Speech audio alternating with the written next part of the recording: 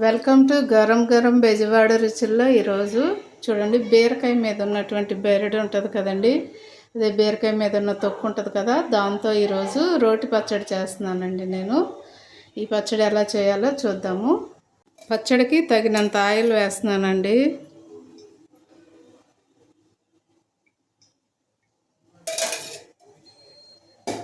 నేను పచ్చిమిర్చితో చేస్తున్నానండి. మీరు ఒకవేళ పచ్చిమిర్చి ఇష్టం లేకపోతే ఎండుమిర్చితోనైనా చేసుకోవచ్చు. అయితే పచ్చిమిర్చి ఇలా ఘాటు పెట్టి వేయించుకోండి, ఎందుకంటే ఇలా ఘాటు పెట్టకపోతే ఏమైందంటే పేలిపోతాయండి, పేలి మొఖాన్ని పడతాయి. అందుకని ప్రతిదీ కూడా ఇలా చక్కగా ఘాటు పెట్టి వేయించుకోండి. నేను ఈ పచ్చిమిర్చి ఆయిల్లో వేసేస్తున్నానండి.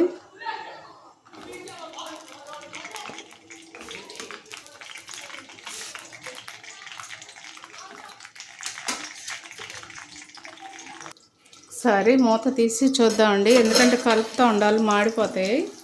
అటు ఇటు కలుపుతూ ఉండాలండి పచ్చిమిర్చి ఎప్పుడు కూడా. అందుకని ఘాటు పెట్టమనింది. ఘాటు పెడితే ఏమైందంటే మనకి పేలకుండా చక్కగా వేగిపోతాయి, లోపల గింజతో సహా వేగిపోద్దండి.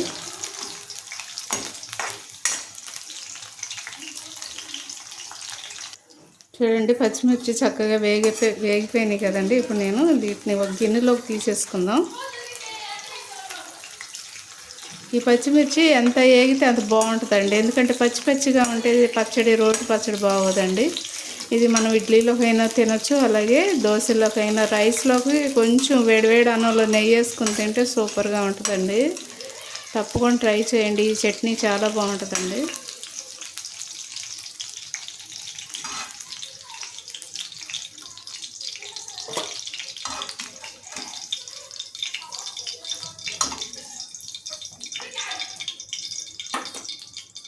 అలాగే కొంచెం శనగగుళ్ళు వేస్తున్నానండి, ఎక్కువ వేసుకోక్కర్లేదు. శనగగుళ్ళు టేస్ట్ కోసం వేస్తున్నాను.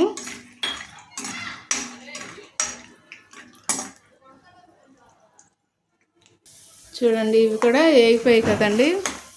కొంచెం దోరగా వేగితే చాలు, మరీ మాడిపోయినాయి అనుకోండి పచ్చడి టేస్ట్ మారిపోతుంది. అందుకే తీసేస్తున్నానండి నేను.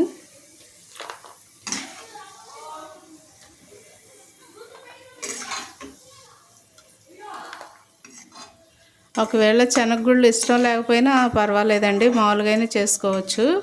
శనగగుళ్ళు వేసుకోవాలని రూల్ ఏం లేదు, కానీ నేను టేస్ట్ కోసం వేస్తున్నాను. టేస్ట్ బాగుంటుందండి, అందుకు వేస్తున్నాను. ఇప్పుడు టమాటా ముక్కలు వేస్తున్నానండి. 3 టమాటాలు తీసుకున్నాను.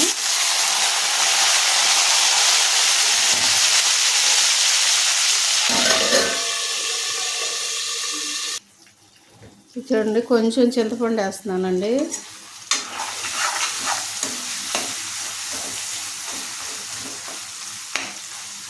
చింతపండు దీనిలో వేస్తే ఏమైందంటే దీనిలో ఉన్న తడి అంతా పోయింది. కడిగి వేసుకోండి, ఎందుకంటే మురికి ఉంటుంది కదా, ఆ తడి అంతా పోయి ఈ చింతపండు కూడా దీనిలో ఉడికిపోద్దు. నూరేటప్పుడు మనకి ఇబ్బంది లేకుండా ఉంటుందండి. చూడండి, టమాటా కూడా వేగిపోయింది కదండి. ఇది కూడా ఒక బౌల్లోకి తీసేసుకోండి.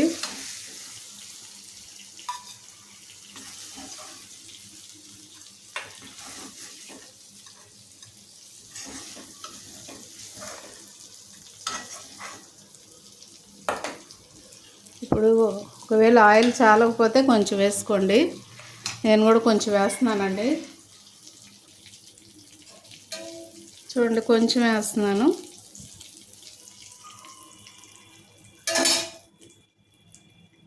ఇప్పుడు ఈ బీరకాయ, ఇది బెరడు ఉంది కదండి, పైన తొక్కు, అది వేయించుకోవాలి. సన్నగా పీసులు కట్ చేసుకొని వేయించేసుకుందాము.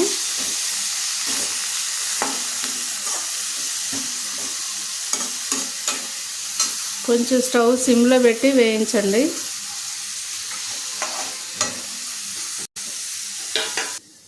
చూడండి, ఇలా వేగితే చాలండి. ఇది బీరకాయ ఇలా వేగితే సరిపోతుంది. ఇప్పుడు నేను స్టవ్ కట్టేసి ఇది పచ్చడి చేద్దామండి, రోటి పచ్చడి ఇది. ఇప్పుడు ఇవన్నీ వేయించేసుకున్నాం కదండి, ఇప్పుడు నేను రోట్లో వేసి దంచుతున్నాను. ఇవన్నీ కూడా మెత్తగా నూరుకోవాలండి. నేను వేసింది శనగగుళ్ళు, అలాగే పచ్చిమిర్చి అండి. ఇప్పుడు సాల్ట్ వేస్తున్నాను, తగినంత సాల్ట్ ఇప్పుడే వేసేసుకోండి. అలాగే కొంచెం జీలకర్ర వేస్తున్నానండి. జీలకర్ర చూడండి, ఇవన్నీ కలిపి మెత్తగా నూరండి. ఇవన్నీ కూడా ఇలా మెత్తగా నూరిన తర్వాత ముందుగా మనం బీరకాయ వేయించి పెట్టుకున్నాం కదా, బీరకాయ బెరడు ఇది నూరాలండి. ఎందుకంటే ఇది కొంచెం గట్టిగా ఉంటుంది కదా, అందుకని దీనిలో వేసేసి మెత్తగా నూరేసుకోవాలి. అది కూడా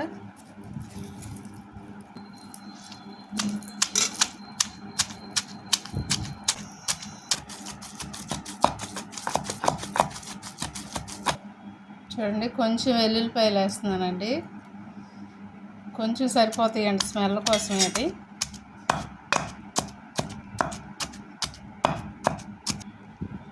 చూడండి, ముందుగా వేయించి పెట్టుకున్న టమాటా, చింతపండు వేస్తున్నానండి. దీనిలోనే మనం చింతపండు ఉడకబెట్టేసుకున్నాం కదా, అది వేసేస్తున్నాను.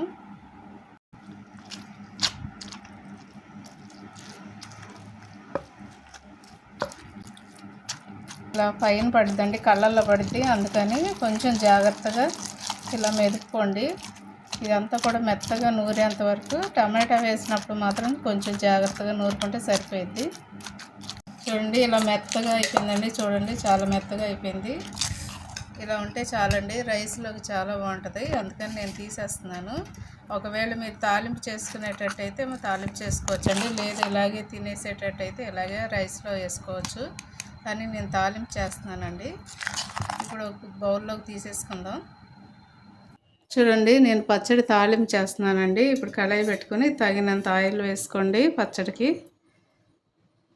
ఇప్పుడు ఆయిల్ హీట్ ఎక్కింది కదండి, 2 పచ్చిమిర్చి మధ్యలోకి కట్ చేసి, 2 ఎండుమిర్చి వేస్తున్నానండి. ఇలా మధ్యలో కట్ చేసి వేసుకోండి. ఇప్పుడు కొంచెం శనగపప్పు వేస్తున్నానండి. ఇదిగో చూడండి. సో కొంచెం ఆవాలు వేస్తున్నాను. లైట్గా జీలకర్ర వేస్తున్నానండి. ఇందాక మనం నూరేటప్పుడు వేసుకున్నాం కదా, లైట్గా వేసుకోండి సరిపోద్ది. ఇప్పుడు స్టవ్ కట్టేస్తున్నానండి నేను. కొంచెం కరివేపాకు రెబ్బలు వేస్తున్నాను. చూడండి, ముందుగా నూరు పెట్టుకున్న ఈ పచ్చడి ఈ ఆయిల్లో వేసేసాను తాలింపులో. ఇదంతా కూడా కలిపి పెట్టేసుకోండి. బాగా ఆయిల్ కలిసేటట్టుగా ఈ పచ్చడి కలపండి.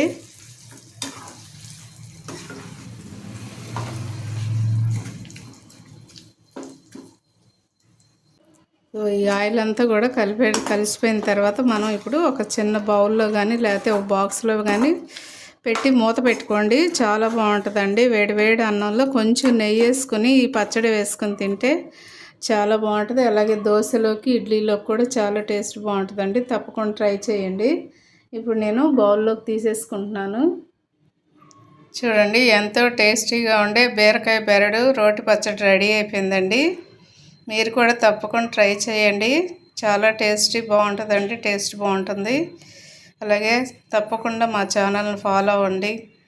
సబ్స్క్రైబ్ చేయని వారు ఉంటే సబ్స్క్రైబ్ చేయండి, షేర్ చేయండి, లైక్ చేయండి. Thank you.